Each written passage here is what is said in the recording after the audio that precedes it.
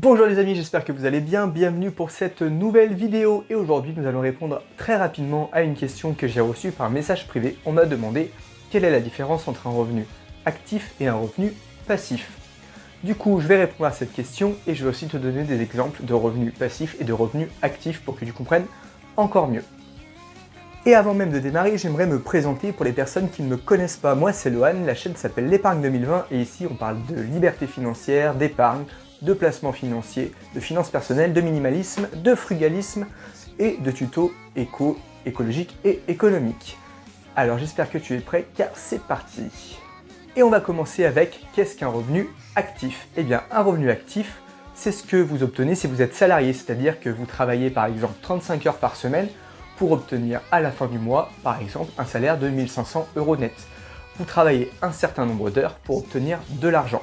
Si vous ne travaillez pas, vous n'avez pas d'argent. C'est un revenu actif. Vous avez besoin vous-même de travailler, de donner de votre temps pour obtenir cet argent. Et enfin, un revenu passif, eh bien c'est l'inverse. C'est de l'argent qui va travailler pour vous et vous rapporter de l'argent. La plupart du temps, par exemple, on économise une certaine somme qu'on place par exemple en bourse ou en immobilier et cet argent travaille pour nous et nous rapporte de l'argent. Par exemple, si vous achetez des actions à dividendes, eh bien tous les ans ces actions vont vous rapporter de l'argent, c'est de l'argent qui travaille pour vous et ça c'est un revenu passif. Il y en a des tas, la bourse, l'immobilier, le dropshipping. Vous pouvez aussi par exemple écrire un livre. Vous allez me dire oui, écrire un livre ça prend du temps, oui, mais vous allez par exemple passer 1000 heures à écrire votre livre et ce livre vous allez le vendre, eh bien que vous le vendiez une fois ou 1 million de fois, ce livre vous ne l'aurez écrit qu'une seule fois, mais il va vous rapporter des revenus sans que vous ayez à travailler. C'est la vente de ces livres qui va vous rapporter un revenu. C'est un revenu passif. On peut citer aussi le dropshipping, qui est très à la mode, qui a été très à la mode il y a quelques années, même si on en entend encore beaucoup parler actuellement. C'est parfois pas évident pour la plupart des personnes de faire la différence entre un revenu actif et passif parce que c'est pas quelque chose qu'on apprend à l'école. On apprend la plupart du temps à aller travailler pour obtenir de l'argent. Si on ne travaille pas, on n'a pas d'argent et on n'apprend pas à investir et à faire travailler l'argent pour soi. C'est pas une matière qu'on nous enseigne à l'école, que ce soit au collège, au lycée ou même après. C'est pas toujours évident de faire la différence entre un actif et un passif quand on parle d'argent. Il y a une règle simple pour le retenir, c'est qu'un passif sort de l'argent de votre poche, un actif met de l'argent dans votre poche. Par exemple, vous achetez une voiture à crédit tous les mois, vous allez devoir sortir de l'argent de votre poche pour payer cette voiture, et surtout quand elle sort de la concession, elle a déjà perdu entre 20 et 30%. C'est donc un passif. Un actif, à contrario, si vous achetez un immeuble et que cet immeuble ou cet appartement vous rapporte tous les mois, eh bien par exemple 100 € net dans votre poche, une fois votre crédit payé et vos impôts et toutes vos charges déduites, eh bien c'est un actif. Un actif qui vous rapporte 100 € tous les mois. Un actif met de l'argent dans votre poche, un passif vous fait perdre de l'argent.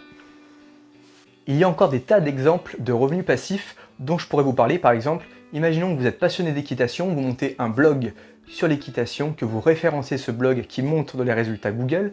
Des annonceurs vont vous contacter pour placer de la publicité sur ce blog et vous serez rémunéré à chaque fois qu'une personne clique sur ces publicités que vous avez placées sur votre blog. C'est un revenu passif. Cela vous rapporte de l'argent sans que vous n'ayez vous-même à travailler. Vous avez fait le travail une fois de mise en page du blog, de création d'articles, et les choses vont se faire petit à petit toutes seules. Même chose pour la création de sites internet ou même par exemple cette chaîne YouTube.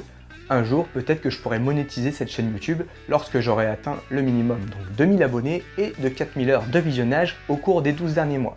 Des annonceurs vont payer à YouTube pour placer leurs annonces au début ou pendant mes vidéos et je serai rémunéré à chaque fois que quelqu'un regarde une vidéo, tout simplement.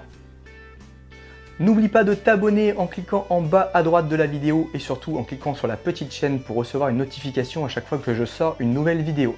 Et marque-moi dans les commentaires si toi tu vis uniquement de tes revenus actifs, c'est-à-dire par exemple de ton travail, salarié ou indépendant, peu importe, ou si tu as déjà, comme je te le conseille, des revenus passifs tels que l'immobilier, la bourse ou encore des business en ligne automatisés. Et voilà, maintenant tu connais toutes les différences entre un revenu actif et un revenu passif. Cette vidéo est déjà terminée, comme je t'ai dit ça allait être très rapide. N'oublie pas de mettre un pouce bleu sur la vidéo et je te dis à très vite. Allez, bye!